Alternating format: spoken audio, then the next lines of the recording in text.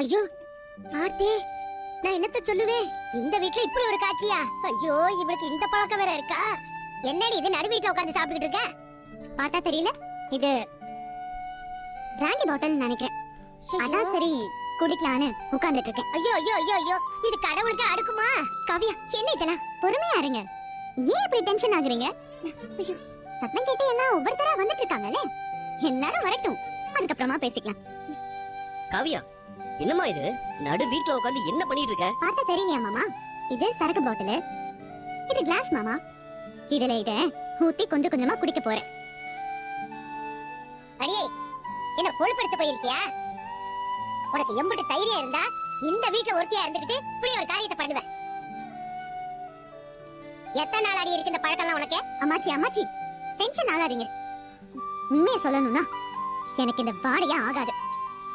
எங்க அப்பா கூட என்னைக்காவது இதை சாப்பிட்டு வந்தாருன்னா என் பக்கத்துல வராம தள்ளி நின்னு பேசுங்கன்னு சொல்லுவேன். அப்புறம் எதுக்கு இதை எடுத்து வச்சுட்டு உட்கார்ந்திருக்க? அது ஒண்ணும் இல்ல அம்மாச்சி, எனக்கு ஒரு நியாயம் வேணும், அதுக்காக தான் இப்படி உட்கார்ந்திருக்கேன். என்னடி நியாயம்? மாமா, நீங்களே இதுக்கு ஒரு நியாயத்தை சொல்லுங்க.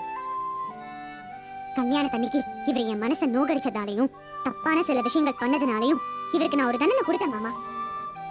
நீங்க திருந்துற வரைக்கும் ரூம்குள்ள தூங்க கூடாது, கிச்சன்ல தான் தூங்கணும்னு நான் சொல்லிருந்தேன். அதையும் 2 நாள் சரின்னு சொல்லி செஞ்சவரு இன்னைக்கு மூக்கு முட்டை குடிச்சிட்டு வந்து இனிமே நான் கிச்சன்ல போய் தூங்க மாட்டேன், என் இஷ்டத்துக்கு தினம் நான் குடிச்சிட்டு தான் வருவேன்னு என்கிட்ட வந்து சொல்றாரு.